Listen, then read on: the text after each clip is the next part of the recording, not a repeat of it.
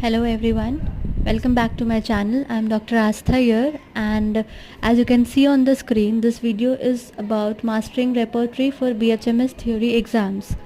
ये वीडियो में हम रेपर्टरी एकेडमिकली और प्रैक्टिकल लाइफ में क्यों यूज़ होता है और कैसे यूज़ होता है ये देखेंगे. आई बेट ये वीडियो के एंड तक आपको रेपर्टरी के मायने, पढ़ने से पहले कितनी ज़रूरी है रेपर्टरी आपके लिए, एज़ वेल एज़ जो थ्योरी पेपर में जो हमको लॉन्ग आंसर क्वेश्चन आता है कि रेपर्टरी, उसका डेफिनेशन दो, उसके यूजेस दो, स्कोप एंड लिमिटेशंस दो. तो ये वीडियो के एंड तक में आपको ये पूरा आंसर फ्रेम करने के लिए बहुत अच्छे से आ जाएगा. So let's start with today's video. So first comes the definition of repertory. So repertory is a systematically and logically arranged index to the homeopathic materia medica, which is full of information collected from toxicology, drug proving, and clinical experience. Very firstly, we should know the definition of repertory. Repertory is a systematically and logically arranged index to the homeopathic materia medica, which is full of information that is collected from toxicology, drug proving, and clinical experience. After definition, what is important is the topic where to use the repertory and where to not use the repertory. So there are many factors where you have to use the repertory. First is the chronic cases where several remedies seem to cover the picture. It means that in a chronic case where you feel there are several remedies which cover the picture, you have to use the repertory in such a case. Second is the mismanaged case.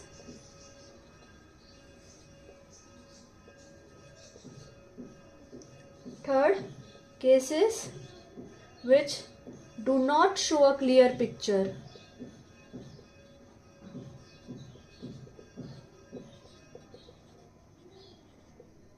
Obviously, cases where there is no clear picture, you can't get a specific group of remedies. In such cases, you have to use the repertory again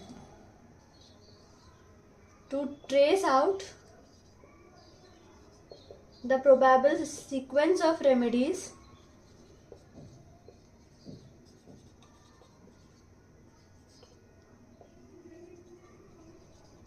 that may be necessary to cure. So once you start repertorizing, there comes a list of remedies which are related to the case. So that is the probable sequence of remedies which can be used for the case to cure. To differentiate between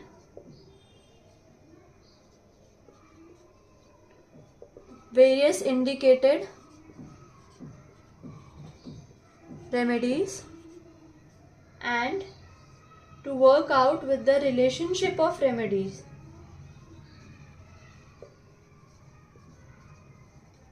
And obviously second, prescription, very important. So in the following 6 cases, you have to use the repertory. And where to not use the repertory? In cases where there is clear indication of similimum.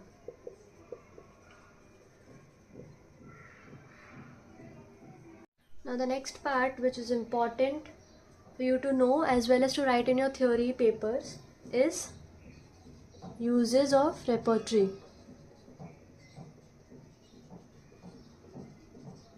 There comes a question which says to define the uses and limitations of repertory.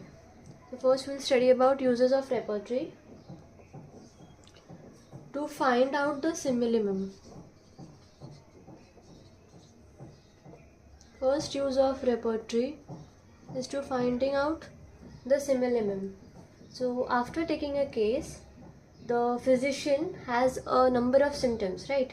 Now he has to categorize it, rearrange them and evaluate them in order to generate a totality. Now the symptoms which are placed in the totality has to be converted into rubrics, because obviously repertory, when we use repertory, we have to use the language of rubrics. The rubric should be located in the repertory, and after further processing, the repertory gives an idea about the closely indicated remedies, so that the indicated remedies can be found out and hence the similimum can be found out. Second is repertory is used as a reference book. How it is used as a reference book? Sometimes the symptoms strike a physician but he is not able to recall the medicine. In such cases, he can take help from the repertory.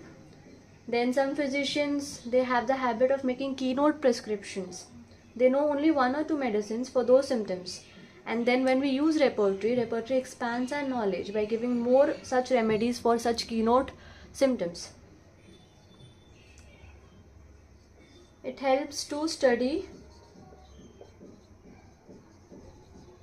materia medica. Since the repertory is prepared from materia medica and the diaries of stalwarts, and it brings all the information to one place, so a drug can be studied with the help of repertory also. It helps to find out a complete symptom. In the repertory, a complete symptom with all the components can be referred at one place, especially concomitants, which in materia medica are scattered at several places. It helps in formulating questions. The knowledge of rubrics and sub-rubrics in repertory will always help in formulating questions while case taking. The constant use of repertory by a physician will refresh his knowledge of materia medica.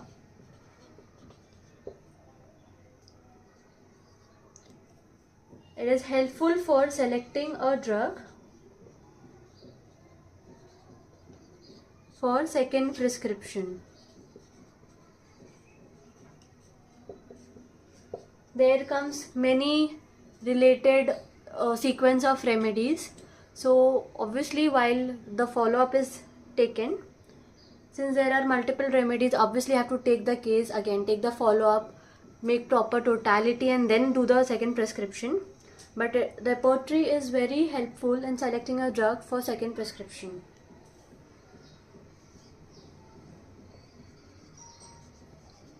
Repertory is also helpful for synthesis of new rubrics. So these are the 8 points which indicate the uses of repertory.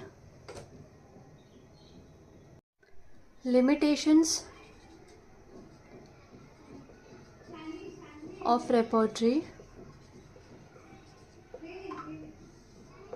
Repertory is basically an index.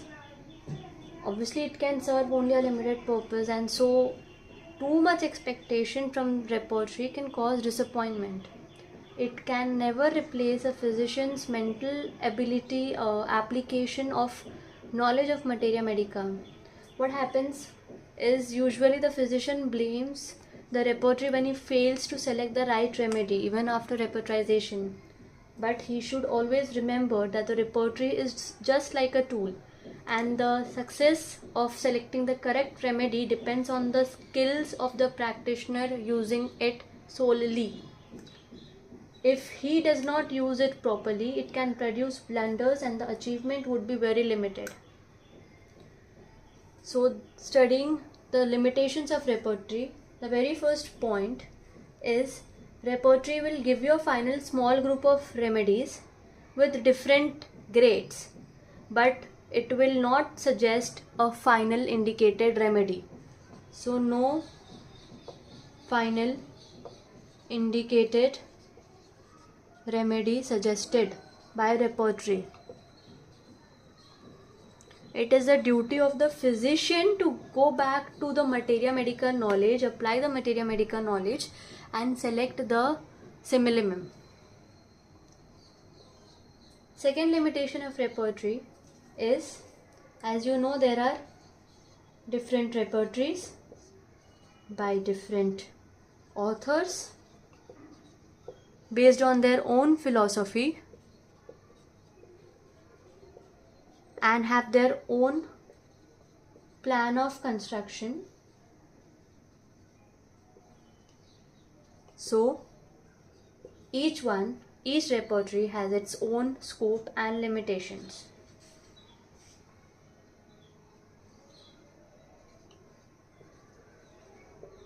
Third limitation of repertory is no repertory is a complete repertory. Materia medica is ever enlarging. Every day there are new clinical experiences, new additions to materia medica. So repertory cannot be updated on a daily basis. And so no repertory is complete repertory.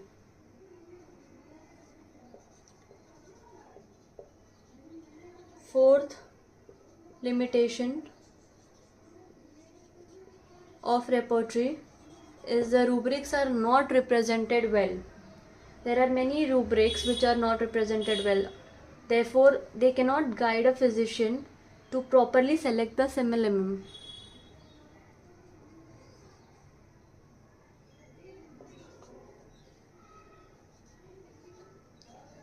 Fifth limitation of repertory is nosodes are not represented properly in any repertory.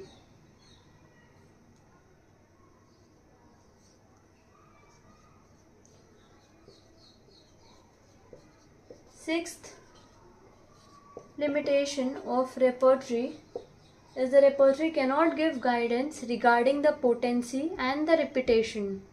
The physician who handles the repertory must be thorough in all these aspects. Seventh limitation of repertory is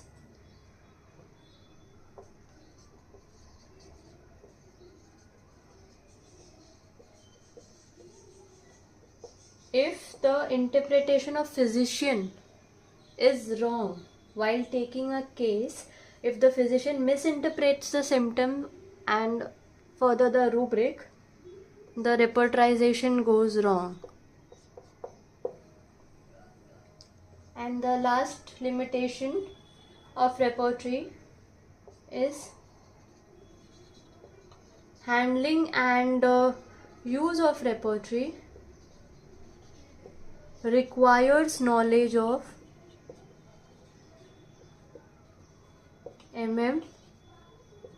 organon, the clinical subjects, and very important,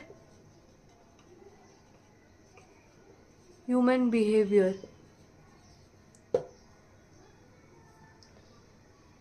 Thus, repertory is an instrument, it is a tool, and its successful use depends solely on the physician and his thorough knowledge. So this was all about today's video guys. I hope जो मैंने video के start में बोला था कि by the end of this video आपको repertory, उसके uses, scope and limitations, when to use and when not to use repertory, ये सारी चीज़ें आपको academically theory एग्ज़ाम्स के लिए as well as practical life की जो इम्पोर्टेंस है वो समझ में आ गई होंगी. इसके अलावा भी अगर आपको कोई शॉर्ट आंसर या लॉन्ग आंसर क्वेश्चन फ्रेम करने में किसी भी सब्जेक्ट या किसी भी टॉपिक में डाउट हो या प्रॉब्लम आ रही हो, तो आप वो टॉपिक मुझे कमेंट सेक्शन में बता सकते हैं. मैं उसका आंसर प्रॉपर फॉर्मेट में, या तो I will share it by video और इन अ PDF form through WhatsApp. Thank you and stay tuned for the next video.